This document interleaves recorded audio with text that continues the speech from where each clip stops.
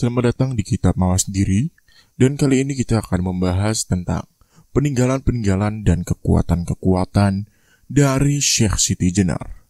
Selamat menyaksikan.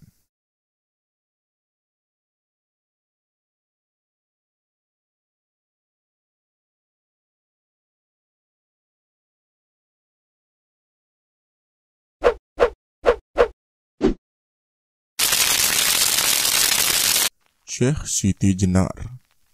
Syekh yang juga bergelar Sunan Jepara ini memperoleh dan mempelajari ilmu kanuragan itu tersebut melalui berbagai laku spiritual.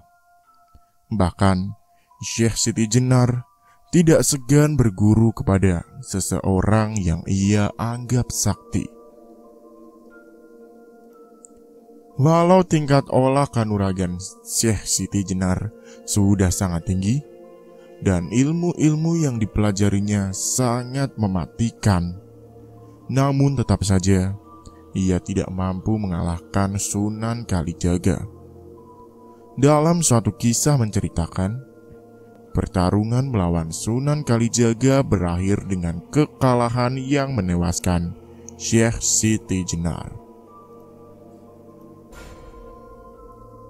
Dan sudah kami rangkum beberapa kekuatan-kekuatan peninggalan dari Syekh Siti Jenar. Yang satu adalah sepi angin. Ilmu kanuragan ini mampu membuat tubuh orang yang mengamalkannya menjadi ringan seperti angin. Dengan ajian ini, seseorang mampu berpindah dari satu tempat ke tempat yang lainnya. Konon, dengan ajian sepi angin ini, Syekh Siti Jenar dapat pergi sholat ke masjid-masjid yang ia kehendaki, bahkan hingga ke Masjidil Haram di Mekah. Ilmu ini menurut para pakar dunia batin memang nyata dan ada kemungkinan dipraktikkan sampai hari ini.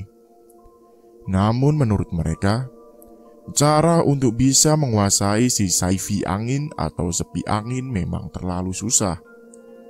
Ada banyak syarat yang harus dilakukan, mulai dari puasa, bersemedi, sampai menghafalkan mantra-mantra.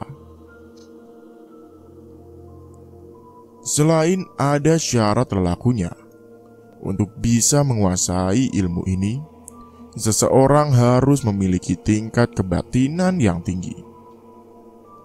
Hal ini bisa didapatkan dengan cara taat kepada Tuhan dan tidak terbesit untuk melakukan perbuatan buruk. Setelah menempa pribadi menjadi semacam itu dalam waktu yang lama, lalu dibarengi dengan ritual-ritual berat tadi, maka kemungkinan sepi angin bakal dikuasai. Menurut cerita, para pengguna saifi angin ini adalah para pendekar dan juga para wali songo. Ya, para sunan ini memakai ilmu tersebut untuk tujuan berkumpul. Dan menurut cerita, tatkala Sunan Giri membunyikan gongnya, maka para wali songo akan langsung berkumpul, padahal masing-masing dari beliau itu posisinya menyebar seantero Jawa. Untuk tujuan berkumpulnya beliau-beliau itu, sudah jelaslah, pasti membahas umat serta upaya penyebaran agama Islam.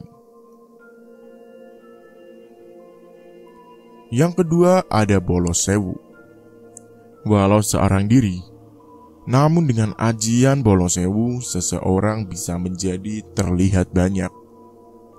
Dengan bolos sewu sendiri, seseorang akan ditemani 1000 jin yang mampu menjaganya dari segala mara bahaya yang menghadang. Bolos sewu berarti 1000 pengikut. Ilmu ini biasa digunakan oleh para pengikut Syekh Siti Jenar untuk menghadapi lawan-lawannya. Selanjutnya, ada Ngrogoh Sukmo. atau Rogo Sukmo. Dalam bahasa Jawa, berarti mengambil jiwa. Ajian mampu mengeluarkan ruh dari raga dan kembali lagi pada saat yang diinginkan. Rogo Sukmo digunakan saat ingin mengalahkan lawan dengan tanpa terlihat secara kasat mata. Biasanya, mereka yang hendak melakukan ajian ini haruslah berhati bersih dan jauh dari keinginan duniawi. Jika syarat utama terpenuhi, barulah dilanjutkan dengan teknik olah pernapasan dengan posisi duduk bersila maupun tidur, sembari menyatukan hati dan pikiran.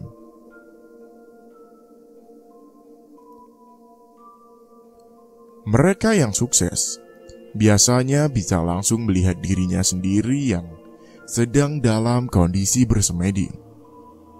Pada saat itulah, sukmanya berarti telah berhasil keluar dari raga fisik dan siap untuk menembus dimensi alam gaib.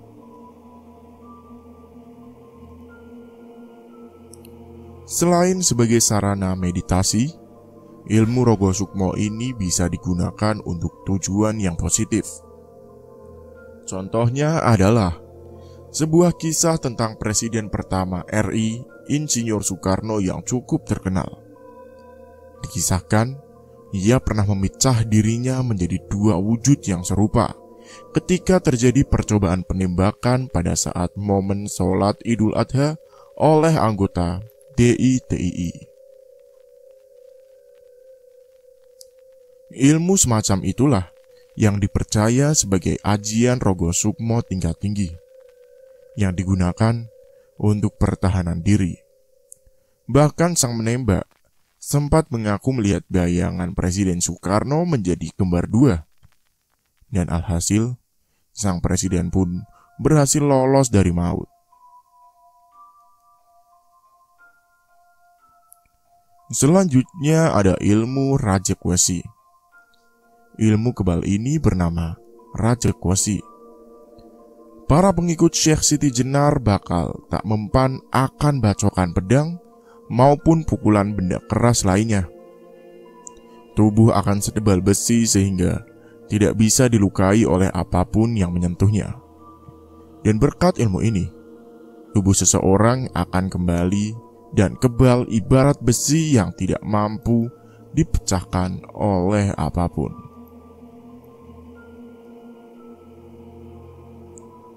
Selanjutnya ada Grojok Sewu. Dari sekian ilmu yang diwariskan Syekh Siti Jenar, ajian Grojok Sewu merupakan yang paling dikenal para jawara. Siapapun yang menimba ilmu ini akan mampu merubah wujudnya seperti yang diinginkannya.